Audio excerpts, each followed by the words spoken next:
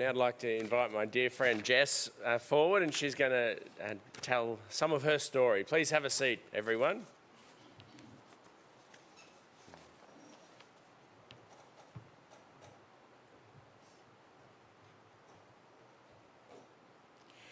Thank you, Trev.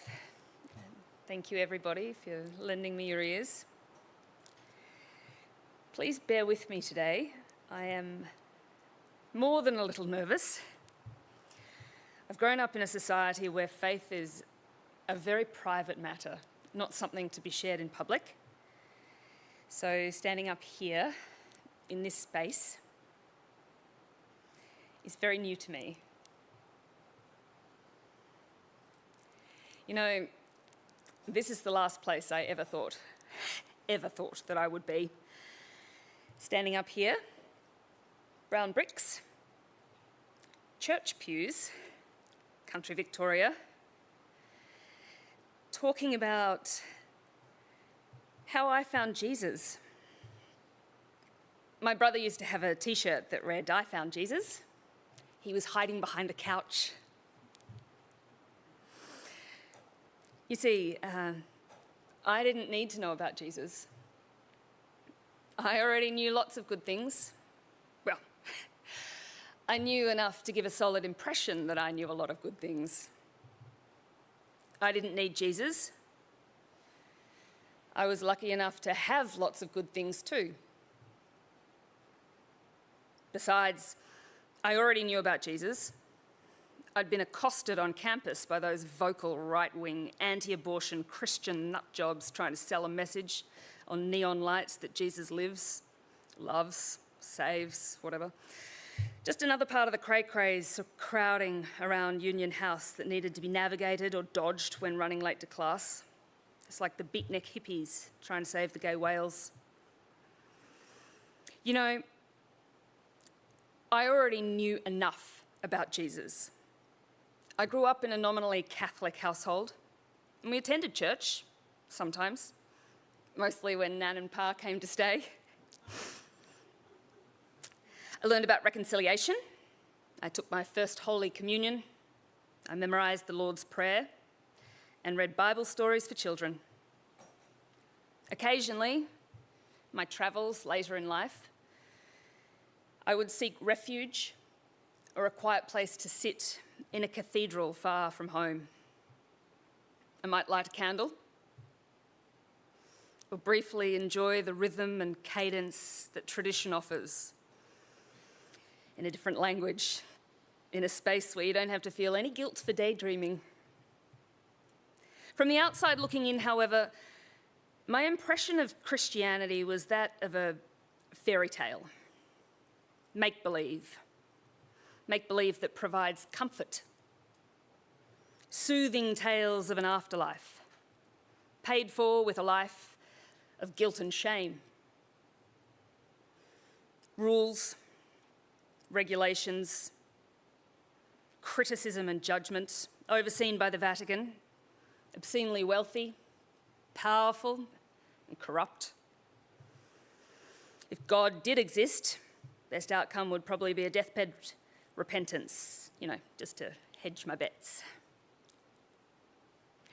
If that was my impression of Christianity, my impression of Christians was not dissimilar. Beige, boring,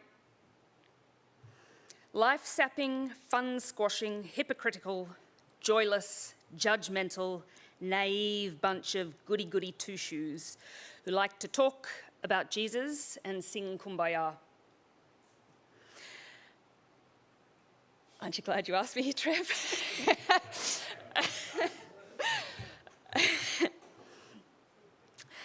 Until we moved here, temporarily, thank goodness, to this God-forsaken place, the back of beyond, 2 short hours and 20 billion light years from civilization.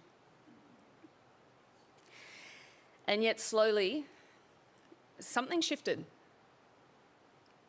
ever so gradually, without my permission and contrary to all my intentions. I have questioned. I have squirmed with discomfort. I have wrestled. And some days I still do. And yet, here I am,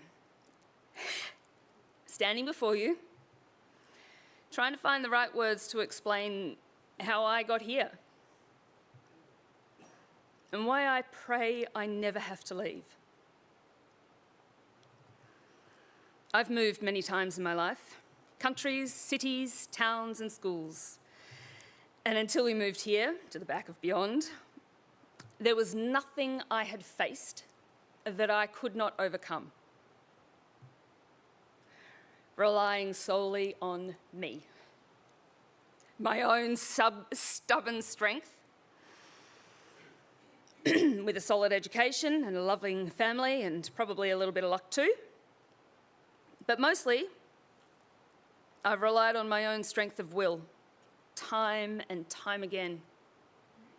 It was formidable, my willpower, a powerful life force that could be harnessed, controlled, and then applied to anything to get what I wanted. Sure, it could exact a cost, and it frequently did. Physical, mental, but a lifetime of experience and a smattering of A-type personality accomplishments merely served to reinforce this firmly held belief that anything can be achieved with the right combination of effort, discipline, courage, and soul-destroying perseverance. Except this time, when it didn't.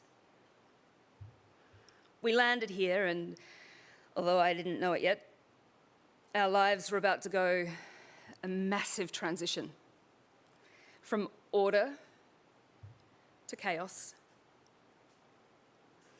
I rejoiced in the privilege of becoming a wife and a mother, but I slowly came to realize that my subconscious power, my inner strength, which needed to expand exponentially to encompass, to protect and nourish the lives of my precious family, was grossly inadequate for the task. I assumed, perhaps foolishly, that just as my capacity to love expanded infinitely each time our little family grew, so too would my strength to make and shape and bend the world into the place I needed it to be. If it didn't automatically expand, I could force it to grow. Absolutely, I could. I'd spent my whole life doing it.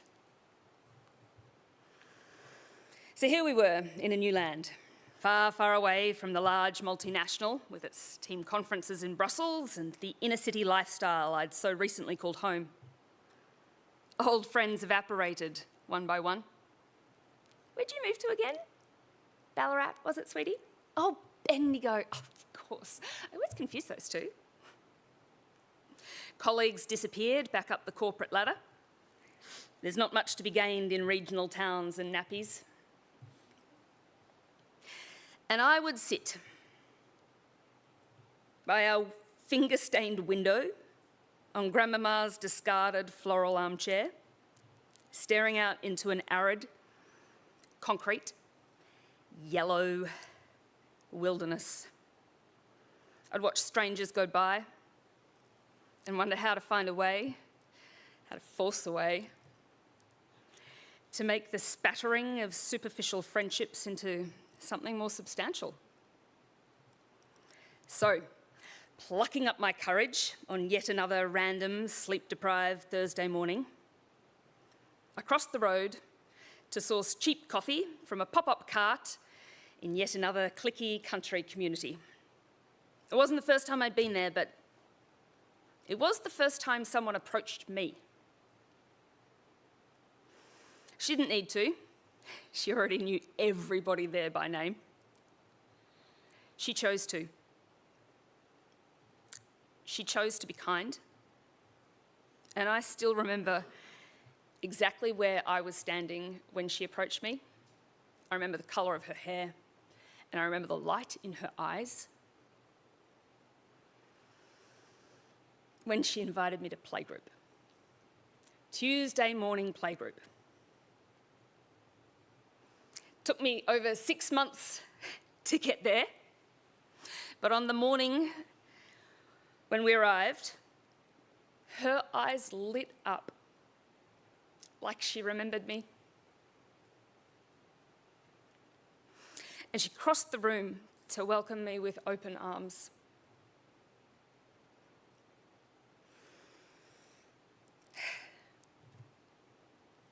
Now,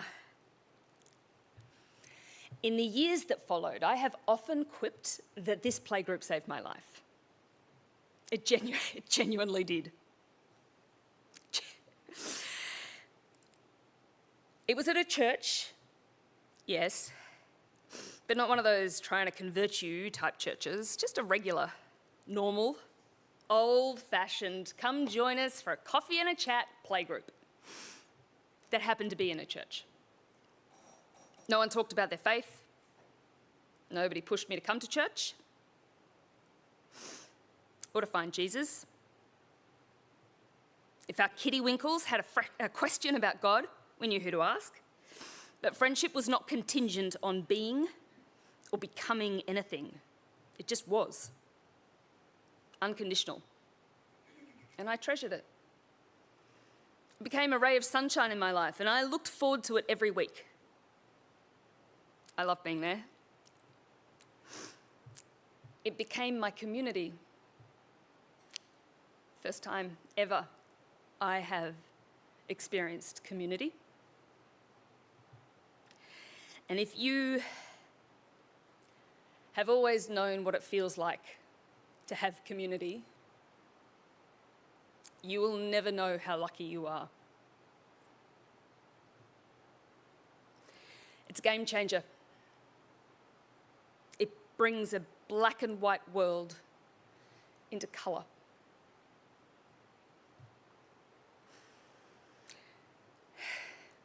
So when the dark clouds of COVID arrived and the chaos waters started to rise, this little community of my HT playgroup friends became a life raft to which I clung.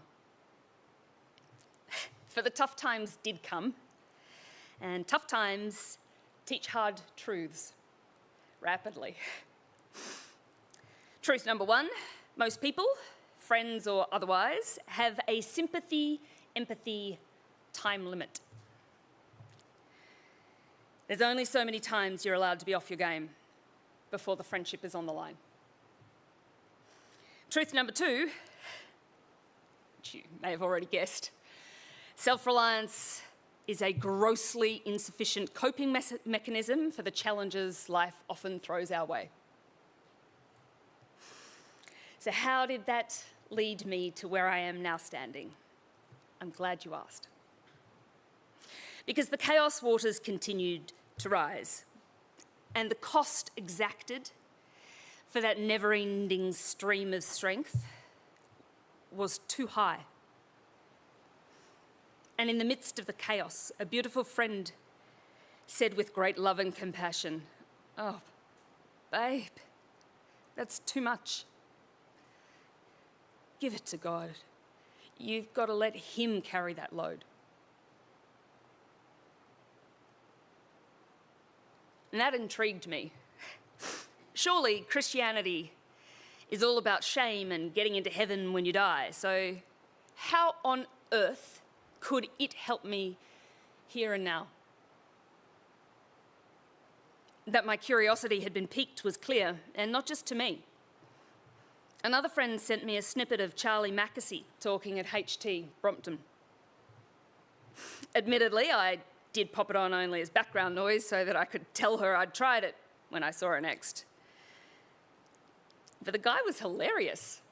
Quintessentially British, self-deprecating, insightful. The thing could have been taken down at a local pub rather than in a church. And he said two things that stuck with me. First, he was curious. And when the Christians he met seemed normal, he continued to follow his curiosity. And that resonated with me. I could be curious. And then he described Christianity as kind of like a tin of spam. Monty Python. Spam, spam, spam, spam.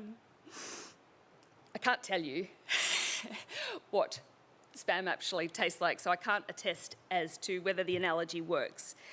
But he said it is like a tin of spam, amazingly good on the inside, terrible packaging on the outside. And while I haven't tasted spam itself, I could tell you that what I did know, beyond a shadow of a doubt, was that Christians were absolutely nothing like my preconceived, prejudiced, prideful preconceptions. My friends were vivacious and intelligent. They laughed, they danced. I loved James Brown and a cheeky little glass of bubbles. If I was wrong about that, perhaps I could be wrong about other stuff too. Perhaps I needed to know a little bit more. Pity then that Charlie Mackesy and his Alpha course were in London. Walking into Alpha here in Bendigo a few months later was incredibly daunting. Room full of strangers, and by the look of them, they were most definitely exactly like the type of people I'd been avoiding all my life. I was so sure of it that if a friend of mine hadn't picked me up and driven me there, I would have turned around and left immediately. Our Alpha group was eclectic, to say the least. A hodgepodge of different hearts, brains, ages, and experience, all smooshed together in a very small, confronting place. Week 1 was okay-ish. It asked some philosophical questions. Why are we here? What's our purpose in life? Even quoted C.S. Lewis, one of my all-time favourite Oxford professors. And no one bit me, so that was good. I reckon I could go back and try a second week. Week 2, it began. The evidence. The Christian propaganda machine, but I was ready for it. I was not going to be taken in. Thousands of historical documents dating back to antiquity, capable of establishing a strong argument not only for the reliance on the Bible, but for the life and death of Jesus Christ of Nazareth. Sure there were. Fortunately, my friends know me well. Better than I know myself, to be fair. Just as a little aside, I've spent the last however many years thinking that I operated from the emotional side of your brain, based on feelings alone. Luckily, Cindy knows me a bit better than that. And she gave me a book. In fact, she started a lending library that continues to this day. First book was written by a Harvard-educated lawyer and a journalist whose wife had foolishly converted to Christianity. So, doing what any good lawyer with sharp analytical skills, meticulous research would do in these circumstances, he took it upon himself to delve into the historical case for Jesus so that he could refute the very foundation of her belief. It was dry and dense, but it was interesting. And again, curious, because here was another group of intelligent, well-educated, accomplished academics and professors who not only agreed that Jesus lived and taught in Judah and was died, crucified under Pontius Pilate, but that shortly after his death, something of such magnitude occurred that his followers came out of hiding despite their fear, travelled to the far corners of the world and died to proclaim him Lord.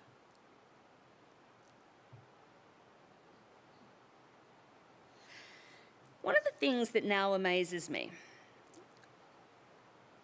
is actually the passage that we've just read this morning. The way that God speaks to us individually, or the way in which we need to understand. I was a history major. History, literature, languages, they were my jam. They still are. And that was what God used to intrigue me, to call me, to open my eyes. And the other thing he used was our Alpha group. Not because Alpha in any way converted me, it didn't. Far from it. Just as soon as I was feeling slightly comfortable with the historicity of the Bible, my friends would say things like speaking in tongues, or they would refer to the Satan as if he was a real person. And I would be running for the hills, or at least hiding in the bathroom, wondering whether I could escape without anyone noticing. No, it wasn't Alpha per se, but rather the group, our Alpha group. Despite our vast and varied differences, we formed a bond, a togetherness that I can't describe. I can't be growing in faith together because we came from different places. There were some really mature Christians in our group whose deep trust and faith were strong long before they began. But there's something palpable that I can't describe. I knew as it drew to a close that I did not want it to finish. Not because I wanted to be a Christian, but because I wanted to spend more time with Christian people.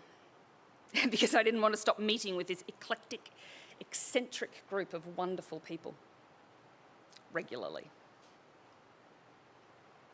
Again, luckily for me, we didn't. And so even now, 12 months later, Thursday nights, you'll find us meeting for a cup of tea and reflection by the fire.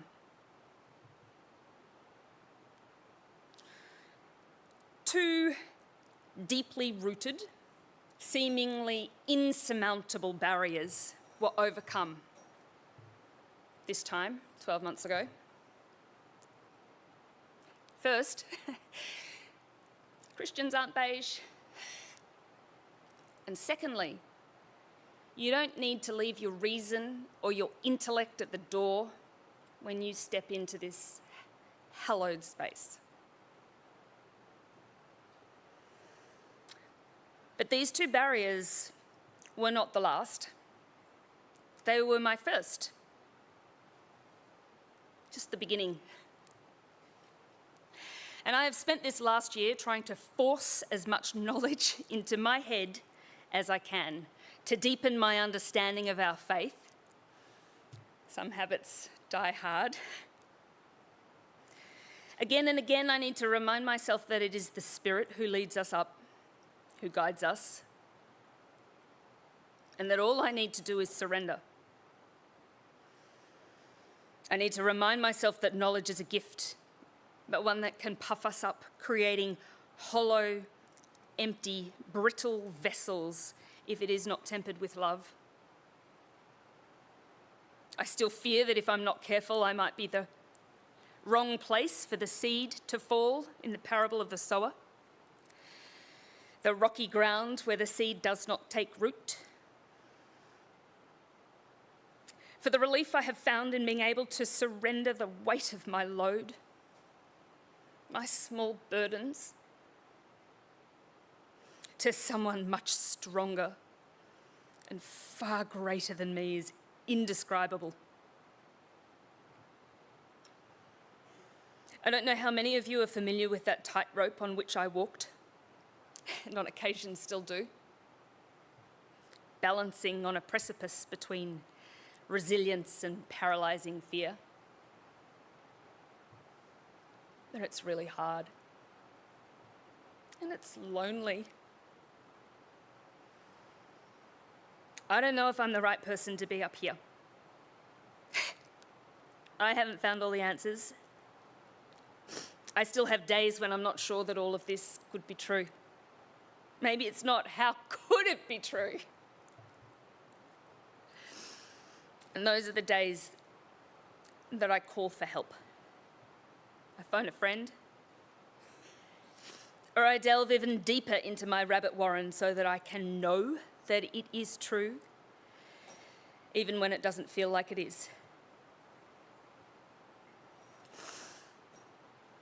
I know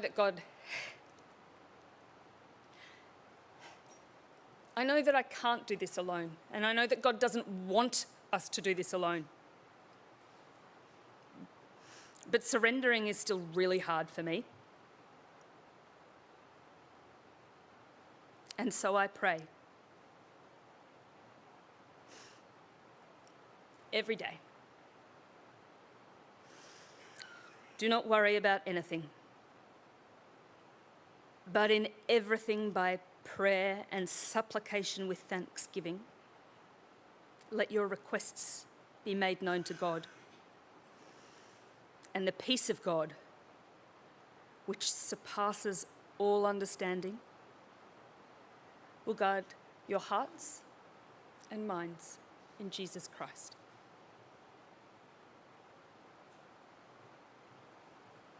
Thank you for your time.